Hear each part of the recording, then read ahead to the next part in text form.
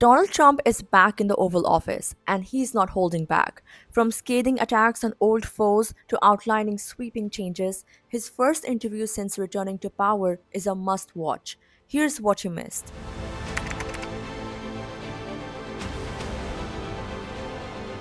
In an hour long conversation with Sean Hannity, President Trump shared his thoughts on America's challenges, describing them as solvable but requiring time, effort, and money. Without delving into details, Trump declared, and I quote, "We can get our country back," end quote.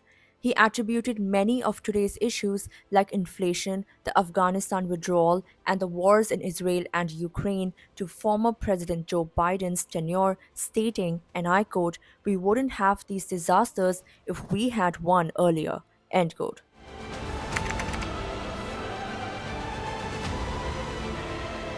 Trump's focus wasn't just forward looking. He lashed out at Democrats, branding their policies as failures and accusing them of cheating in elections. He also took an aim at former Republican Rep. Liz Cheney, calling her a crying lunatic. When asked about unity, Trump doubled down on his campaign rhetoric, promising to keep fighting for his vision while dismissing his political rivals as inept.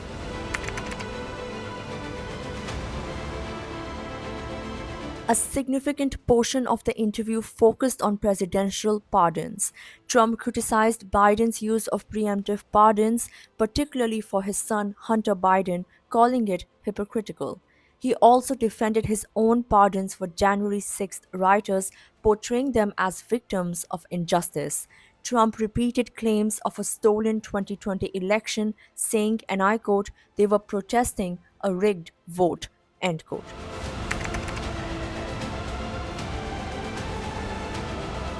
On TikTok, Trump struck a surprising tone, questioning its security threat. He dismissed concerns about Chinese ownership, asking, and I quote, "Is spying on kids watching videos really important?" End quote.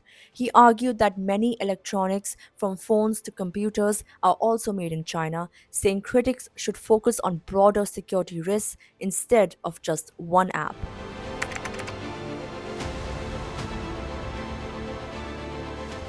Reflecting on last year's assassination attempt, where a bullet grazed his ear, Trump admitted it deepened his faith in God. He described the experience as life altering, stating, and I quote, "Statistically, I shouldn't be here," end quote.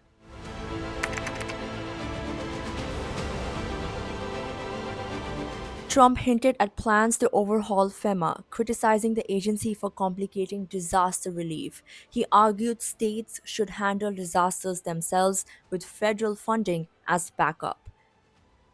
FEMA is getting in the way, he said, pointing to California's wildfire management and claiming the agency had failed states like North Carolina.